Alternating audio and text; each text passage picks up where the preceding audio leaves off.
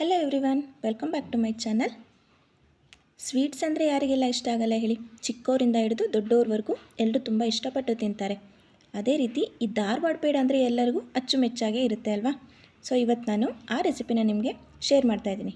ನೋಡಿ, ಮೊದಲಿಗೆ ಇದು 3/4 ಕಪ್ಪಷ್ಟು ಹಾಲು ಪೌಡರು, ಮಿಲ್ಕ್ ಪೌಡರ್ ತೊಗೊಂಡಿದ್ದೀನಿ. ಒಂದು ಅರ್ಧ ಬಟ್ಲಷ್ಟು ಸಕ್ಕರೆ, ಒಂದು 4ರಿಂದ 5 ಸ್ಪೂನ್ ತುಪ್ಪ, ಒಂದು ಸ್ವಲ್ಪ ಹಾಲು. ಇಲ್ಲಿ ನಾವು ಮೊದಲಿಗೆ ಬೂರ ಸಕ್ಕರೆ ಮಾಡ್ಕೋಬೇಕು.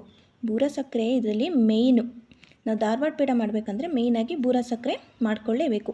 ನೀವು ಅದನ್ನು ಸಕ್ಕರೆನ ಪುಡಿ ಮಾಡಿ ಹಾಕಿ ಅದನ್ನು ಮಿಲ್ಕ್ ಪೌಡರಲ್ಲಿ ಮಾಡೋಕ್ಕೆ ಹೋದರೆ ಆ ಟೇಸ್ಟು ಧಾರವಾಡ ಪೇಡ ಟೇಸ್ಟ್ ಬರೋದಿಲ್ಲ. ಸೊ ಹಾಗಾಗಿ ಇದನ್ನು ಬೂರ ಸಕ್ಕರೆ ಮೇಯ್ನ್ ಇದರಲ್ಲಿ.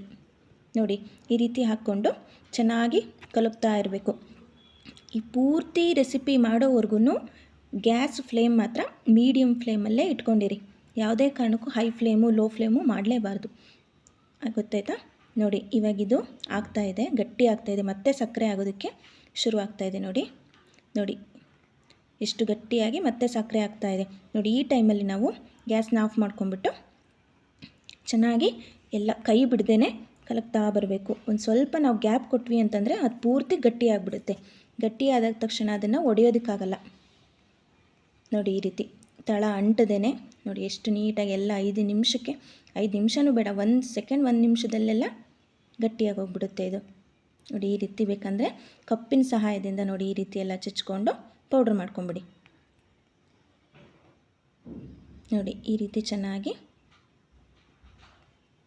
ಈ ಬೂರ ಸಕ್ಕರೆ ಏನಿದೆ ಅದನ್ನು ಈ ರೀತಿ ಮಾಡಿ ಹಾಕೋದ್ರಿಂದ ಧಾರವಾಡ ಪೇಡ ಇನ್ನೂ ತುಂಬ ಟೇಸ್ಟಿಯಾಗಿ ಬರುತ್ತೆ, ತುಂಬ ರುಚಿಯಾಗಿರುತ್ತೆ. ಮತ್ತು ಇನ್ನೊಂದೇನೆಂದರೆ ತುಂಬ ದಿನಗಳ ಕಾಲ ಸ್ಟೋರ್ ಮಾಡ್ಬೋದು ಇದನ್ನು. ನೋಡಿ, ಈ ರೀತಿ ಗಂಟಿದ್ನೆಲ್ಲ ನಾನು ಜರಡಿ ಮಾಡ್ಕೊತಾ ಇದ್ದೀನಿ. ಕೆಳಗಡೆ ಬರುತ್ತಲ್ಲ ಆ ಸಕ್ಕರೆ ಏನಿರುತ್ತೆ ಅದನ್ನು ನಾವು ಇದಕ್ಕೆ ಉಪಯೋಗಿಸ್ಕೊಳ್ಳೋಣ. ನೋಡಿ, ಅದು ಪೂರ್ತಿ ಚಿರೋಟಿ ರವೆ ಬರುತ್ತಲ್ಲ ಸೇಮ್ ಆ ರೀತಿ ಬಂದಿದೆ. ನೋಡಿ, ಈ ಸಕ್ಕರೆ ಈಗ ಇದು ರೆಡಿಯಾಗಿದೆ. ನಂತರ ನಾನಿಲ್ಲಿ 2ರಿಂದ 3 ಸ್ಪೂನಷ್ಟು ತುಪ್ಪ ಹಾಕ್ಕೊಂಡಿದ್ದೀನಿ. ತುಪ್ಪ ಹಾಕ್ಕೊಂಡು ಮಿಲ್ಕ್ ಪೌಡರ್ನ ತೊಗೊಂಡಿದ್ವಲ್ಲ 3/4 ಕಪ್ ಏನು, ಆ ಮಿಲ್ಕ್ ಪೌಡರ್ನ ಹಾಕ್ಕೊಂಡು ಇದನ್ನು ಅಷ್ಟೇ ಮೀಡಿಯಮ್ ಫ್ಲೇಮಲ್ಲೇ ಕೈ ಬಿಡದೇ ನಿಧಾನಕ್ಕೆ ಹುರಿತಾ ಇರಬೇಕು. ಇದಕ್ಕಂತೂ ಕೈ ಬಿಡಲೇಬಾರ್ದು, ಯಾಕೆಂದರೆ ಸ್ವಲ್ಪ ಫ್ಲೇಮ್ ಜಾಸ್ತಿ ಆಯಿತು ಅಂದರೆ ಆ ಮಿಲ್ಕ್ ಪೌಡರು ಬೇಗ ಒತ್ತೋ ಚಾನ್ಸಸ್ ಇರುತ್ತೆ, ಅದೆಲ್ಲ ಕಪ್ಪು ಆಗಿಬಿಡುತ್ತೆ. ಆ ರೀತಿ ಆಗಬಾರ್ದು. ನೋಡಿ, ಈಗ ತುಪ್ಪ ಎಲ್ಲ ಅದಕ್ಕೆ ಕರೆಕ್ಟಾಗಿ ಅಡ್ಜಸ್ಟ್ ಮಾಡೋಣ. ನೋಡಿ, ಈ ರೀತಿ ಎಲ್ಲ ಆದ ತಕ್ಷಣ ಅದು ಮಾಡ್ತಾ ಕಲರ್ ಚೇಂಜ್ ಆಗೋತಾ ಬರುತ್ತೆ. ನೋಡಿ, ಈ ಕಲರ್ ಚೇಂಜ್ ಆಗಿದೆ. ಅದಕ್ಕೆ ಈಗ ಸ್ವಲ್ಪನೇ ಹಾಲನ್ನು ಸೇರಿಸ್ಕೊಂಡು ಚೆನ್ನಾಗಿ ರೀತಿ 1 ನಿಮಿಷ ಈ ಥರ ಎಲ್ಲ ಬಿಡಿ ಮಾಡ್ಕೊಳ್ಳಿ, ಮತ್ತು ಹಾಲು ಹಾಕ್ಕೊಳ್ಳಿ, ಮತ್ತೆ ಎಲ್ಲ ಚೆನ್ನಾಗಿ ಇದು ಮಾಡ್ಕೊಳ್ಳಿ, ಮತ್ತೆ ಹಾಲು ಹಾಕ್ಕೊಳ್ಳಿ. ನೋಡಿ, ಈಗ ಇದೆಲ್ಲ ಯಾವ ರೀತಿ ಕಲರೆಲ್ಲ ಚೇಂಜ್ ಆಗ್ತಾ ಬರ್ತಾ ಇದೆ. ಇಂಥ ಟೈಮಲ್ಲಿ ಸ್ವಲ್ಪನೇ ಹಾಲು ಹಾಕ್ಕೊಂಡು ಚೆನ್ನಾಗಿ ಮಿಕ್ಸ್ ಮಾಡ್ತಾ ಬನ್ನಿ. ನೋಡಿ, ಈ ರೀತಿ ಯಾವುದೇ ಕಾರಣಕ್ಕೂ ಇದು ಕೂಡ ಅಷ್ಟೇ ಗಂಟುಗಳು ಹಾಕದಿರೋ ರೀತಿ ಈ ರೀತಿ ಚೆನ್ನಾಗಿ ಗಂಟುಗಳಾದಾಗ ಅದನ್ನೆಲ್ಲ ಒಡ್ಕೊಂಡು ಪೌಡ್ರ್ ಥರ ಮಾಡ್ಕೊಳ್ಳಿ. ಆ ರೀತಿ ನಾವು ಮಾಡ್ಕೊಳ್ಳಿಲ್ಲ ಅಂತಂದರೆ ಬರ್ತಾ ಅದು ಉಂಡುಂಡೆಗಳ ಥರ ಗಟ್ಟಿ ಆಗ್ತಾ ಬರುತ್ತೆ. ಹಾಗಾಗಿ ನೋಡಿ, ಈ ರೀತಿ ನೋಡಿ ಈಗ ಆಗಿದೆ ಇದು ಗಟ್ಟಿಯಾಗಿ. ನಾವು ಕೈಯಲ್ಲಿ ಹಿಂಗೆ ಇದು ಮಾಡಿದ್ರೆ ಅದು ಒಡ್ಕೋಬೇಕು. ನೋಡಿ, ಈ ರೀತಿ ಆಗ್ತಾಯಿದೆ. ನಂತರ ಇದನ್ನು ಒಂದು ಮಿಕ್ಸಿ ಜಾರ್ಗೆ ಹಾಕ್ಬಿಟ್ಟು ಚೆನ್ನಾಗಿ ಫೈನ್ ಪೌಡರ್ ಮಾಡ್ಕೊಳ್ಳೋಣ. ನೋಡಿ, ಅದು ಮೆತ್ತಗಾಗಬಾರ್ದು, ಉದುರಾಗಿ ಬಂದ್ರೇ ಆ ಪೇಡ ಚೆನ್ನಾಗಿ ಬರೋದು. ನೋಡಿ, ಈಗ ಇಷ್ಟಾದರೆ ಸಾಕಾಗುತ್ತೆ ಇದಕ್ಕೆ. ನೋಡ್ತಾ ಇದ್ದೀರಲ್ಲ, ಇವಾಗ ಕೊನೆಯ ಸ್ಟೆಪ್ಪಲ್ಲಿದ್ದೀವಿ ನಾವು.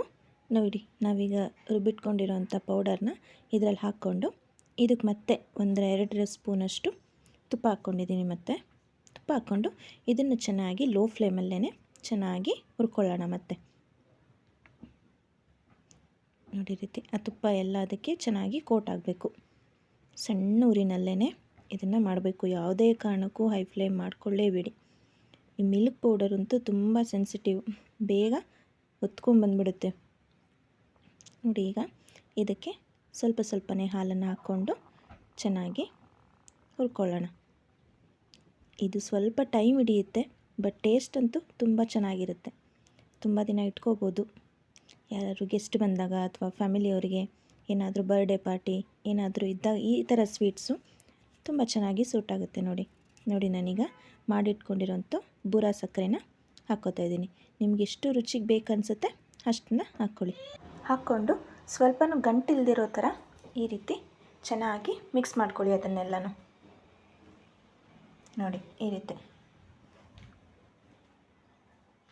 ಯಾವುದೇ ಕಾರಣಕ್ಕೂ ಒತ್ತಿಸ್ಬಾರ್ದು, ಮೀಡಿಯಮ್ಮಾಗೆ ಇಟ್ಕೊಂಡು ಸ್ವಲ್ಪನೇ ಒಂದು ಸ್ವಲ್ಪ ಹಾಲು ಹಾಕ್ಕೊಳ್ಳಿ, ಮತ್ತು ಒಂದರಿಂದ 2 ನಿಮಿಷ ಈ ರೀತಿ ಬಾಡಿಸ್ಕೊಳ್ಳಿ. ಮತ್ತು ನಿಮಗೆ ಹಾಲು ಬೇಕು ಅನಿಸಿದ್ರೆ ಹಾಕ್ಕೊಂಡು ಈ ರೀತಿ ತಿರುಗಿಸ್ಕೊಳ್ಳಿ. ನೋಡಿ ಈ ಟೆಕ್ಸ್ಚರ್ ಬಂದಿದೆ. ಈಗ ಇದು ನೆಕ್ಸ್ಟಲ್ಲಿ ತಳ ಬಿಡೋಕ್ಕೆ ಸ್ಟಾರ್ಟ್ ಆಗುತ್ತೆ. ಆವಾಗ ನಮಗಿದು ಧಾರವಾಡ ಪೇಡ ಟೆಕ್ಸ್ಚರ್ ಬಂದಿದೆ ಅಂತ ನೋಡಿ. ಈಗ ಆಗಿದೆ. ಇದು ಸ್ವಲ್ಪ ತಣ್ಣಗಾಗೋದಕ್ಕೆ ಬಿಡಿ.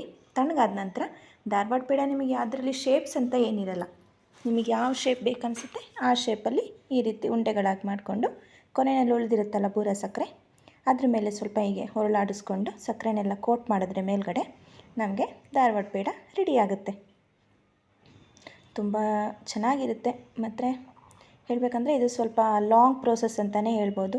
ಏನಿಲ್ಲ, ನಮಗಿಲ್ಲಿ ಮೇಯ್ನ್ ಅಂದರೆ ಒಂದು ಸ್ವಲ್ಪ ಬೂರ ಸಕ್ಕರೆ ಮಾಡ್ಕೊಳ್ಳೋದು ಮತ್ತು ಈ ಮಿಲ್ಕ್ ಪೌಡರ್ನ ಹುಷಾರಾಗಿ ಗಂಟು ಇಲ್ದಂಗೆ ಮತ್ತು ಒತ್ತದೇ ಇರೋ ರೀತಿ ಇದನ್ನು ಸ್ವಲ್ಪ ಮಾಡ್ಕೊಳ್ಳೋದೇ ಒಂದು ಸ್ವಲ್ಪ ಕೆಲಸ ಅನಿಸುತ್ತೆ ಅಷ್ಟೇ. ಬಟ್ ಇದು ಮಾಡಿದ್ರೆ ಮಾತ್ರ ಸ್ವೀಟು ಎಕ್ಸಲೆಂಟ್ ಸ್ವೀಟಾಗಿರುತ್ತೆ. ಧಾರವಾಡ ಅಂದರೆ ನೆನಪಾಗೋದೇ ನಮಗೆ ಪೇಡ ಅಂದರೆ ನೆನಪಾಗೋದೇ ಧಾರವಾಡ ಅಲ್ವಾ. ಎಲ್ರಿಗೂ ತುಂಬ ಇಷ್ಟ ಆಗುತ್ತೆ. ಪೇಡ ಅಂದರೆ ಎಸ್ಪೆಷಲಿ ಮಕ್ಕಳಿಗಂತೂ ತುಂಬಾ ಇಷ್ಟ ಆಗುತ್ತೆ ಬಿಡಿ. ಈ ರೀತಿ ಪಾರ್ಟಿಗಳಲ್ಲಿ ಅಥವಾ ಯಾವ್ದಾದ್ರು ಗೆಸ್ಟ್ ಬಂದಾಗ ಈ ರೀತಿ ಮಾಡಿ ಇಟ್ಟರೆ 1ರಿಂದ 1.5 ತಿಂಗಳು 2 ತಿಂಗಳವರೆಗೂ ಇಟ್ಕೊಂಡು ತಿನ್ಬೋದು. ನೋಡಿ ಎಷ್ಟು ಚೆನ್ನಾಗಿದೆ ಅಲ್ಲ, ಎಷ್ಟು ಸಾಫ್ಟಾಗಿ. ನಿಮಗೆ ಈ ವಿಡಿಯೋ ಇಷ್ಟ ಆಗಿದ್ದರೆ ಲೈಕ್ ಮಾಡಿ, ಶೇರ್ ಮಾಡಿ, ಕಮೆಂಟ್ ಮಾಡಿ. Thank you for watching.